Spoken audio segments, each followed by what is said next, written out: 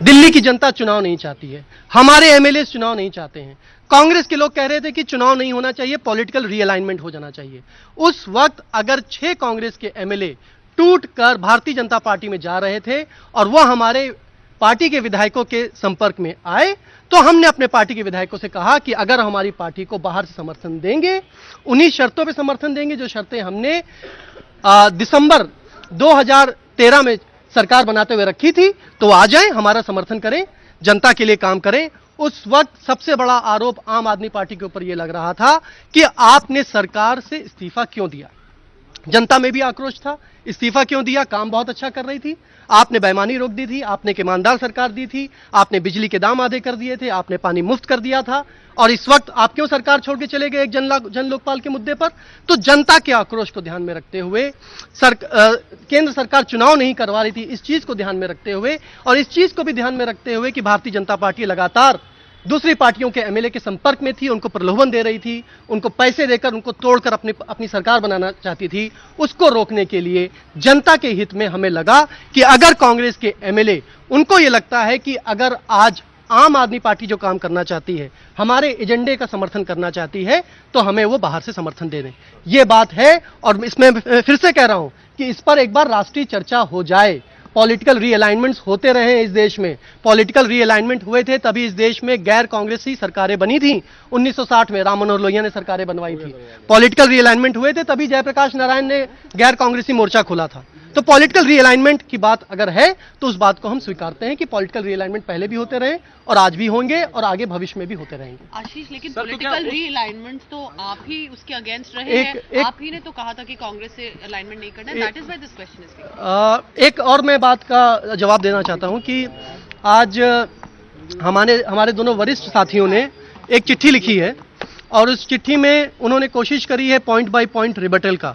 सबसे बड़ी बात यह आज चिट्ठी से निकलकर जो आती है कि जो पीएसी के आरोप थे, जो एनी के आरोप थे, जो दोनों वरिष्ठ साथियों के ऊपर गंभीर आरोप थे कि वो आम आदमी पार्टी को चुनाव हराना चाहते थे।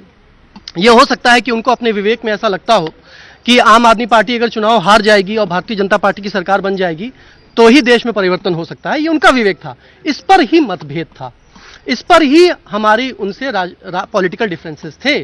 ये उनको लगता था कि उनकी बहुत अच्छी रणनीति है, हमें लग रहा था कि ऐसी रणनीति बचकानी भी है, अराजनैतिक भी है और इससे सिद्धांतों की मौत होगी। सिद्धांत, जिस आम आदमी पार्टी जो सिद्धांत लेके चली है, वो सिद्धांत इस देश में जिंदा नहीं रहेंगे अगर भारतीय जनता पार्टी की सरकार हमारे ही वरिष्ठ साथी बनवाने में लग जाएंगे। तो आज उस चिट्ठी से दोनों साथियों ने कहा है, एक तरीके से ये बात मानी है कि चुनाव जब घोषित नहीं हुए थे उस समय भी वो ये चाहते थे, एक तरीके से उनको लग रहा था कि अगर कांग्रेस के एमएलए टूटकर भारतीय जनता पार्टी के साथ मिलकर 5 साल के लिए भारतीय जनता पार्टी की सरकार बन जाए दिल्ली में, तो उसका हमें समर्थन करना चाहिए।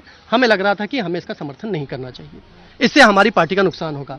उसके बाद भी जब चुनाव घोषित हो गए तब भी उनको लगता था कि भारतीय जनता पार्टी की सरकार बन जाए तो उससे सिद्धांतों की राजनीति को एक नया बल मिलेगा, आम आदमी पार्टी की जो वसूलों की राजनीति है उसको एक नई दिशा मिलेगी। तब भी हमें लगता था कि यह बात गलत है, पार्टी में रहकर दूसरी पार्टी की सरकार बनाना पार्टी विरोधी गतिविधि है, एंटी पार्टी एक्टिविटी है और इस तरह की राजनीति कोई भी पॉलिटिकल दल बर्दाश्त नहीं कर सकता है। जहां पर एक तरफ दिल्ली के कार्यकर्ता, करीब 30 से 40 हजार कार्यकर्ता, दिल्ली के तमाम साथी नेता, दिल्ली के तमाम प्रत्याशी खून पसीना बहा रहे थे, गली गली में जा रहे थे, चुनाव प्रचार कर रहे थे सिर्फ इसलिए कि आम आदमी पार्टी की सरकार बने, जो 5 साल दिल्ली की जनता के लिए काम करे, ईमानदार सरकार दे, बेईमानी और भ्रष्टाचार खत्म करे। दूसरी तरफ हमारी पार्टी के 2 वरिष्ठ साथी ये कोशिश कर रहे थे कि कैसे भी पार्टी हार जाए। तो वो बात आज उस चिट्ठी से साफ हो जाती है कि उसमें एडमिशन है, उसको जस्टिफाई करने की कोशिश की गई है। अब हमारे कार्यकर्ताओं के सामने तमाम तरह के आरोप और उनके जवाब भी हमारे कार्यकर्ताओं के सामने और देश की जनता के सामने है। देश की जनता खुद तय करे कि इसमें कौन सही है और कौन गलत है। एक सवाल इसमें, जैसे आप कह रहे हैं कि पार्टी हारे, ये उनका होप थी, बट डज दैट मीन कि वो चाहते थे बीजेपी जीते? Had they ever said that BJP को बनना है, बनने दो? क्या ऐसा कुछ आप कहना चाह रहे हैं? देखिए, बिल्कुल साफ है, इस दिल्ली चुनाव में सबको पता था, मुझे लग रहा है कि एक छोटे बच्चे को भी पता था जिसकी कोई राजनीतिक समझ ना हो, कि चुनाव सीधे तरीके से 2 राजनीतिक दलों के बीच में था। एक तरफ भारतीय जनता पार्टी थी और आम आदमी पार्टी दूसरी तरफ थी। ये भी सबको पता था, आपके टीवी चैनल्स भी बार बार ये कह रहे थे, तमाम राजनीतिक विशेषज्ञ भी ये बात कहते थे कि कांटे की टक्कर है, मतलब बिल्कुल 19-20 का मामला है। उस वक्त हमारे दोनों वरिष्ठ साथियों ने ये कोशिश करी कि कैसे भी पार्टी हमारी कमजोर हो अंदर से, और अगर पार्टी हमारी अंदर से कमजोर होती तो उसका सीधे सीधे राजनीतिक लाभ बीजेपी को मिलता। और आपको याद होगा कि चुनाव जब अपनी चरम पर थे उस वक्त शांति भूषण जी का बयान आया, उन्होंने कहा कि किरण बेदी जी अरविंद केजरीवाल से बेहतर प्रत्याशी हैं, बेहतर उम्मीदवार हैं सीएम पद के लिए।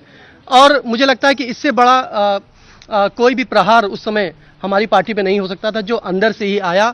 जब कांटे की टक्कर हो और कोई पार्टी का वरिष्ठ नेता अपनी ही पार्टी के कैंडिडेट को रन डाउन कर दे और कहे कि हमारा कैंडिडेट आपके कैंडिडेट से अच्छा नहीं है। तो पहली प्रतिक्रिया आम आदमी पार्टी की तरफ से आई। आशीष खेतान ने इस बात को माना है कि आम आदमी पार्टी ने कांग्रेस से दोबारा समर्थन लेने की कोशिश की थी ठीक लोकसभा चुनाव के बाद दिल्ली में, और कहा यह जा रहा है आम आदमी पार्टी की तरफ से कि ये हम जनता के हित में चाहते थे। योगेंद्र यादव आपको बता दें, उन्होंने भी चिट्ठी में ये बात कही है कि अरविंद केजरीवाल ये चाहते थे। अब उनके दावे पर मोहर लगा दी आम आदमी पार्टी ने, ये कहकर कि वो कांग्रेस से समर्थन की कोशिश कर रहे थे।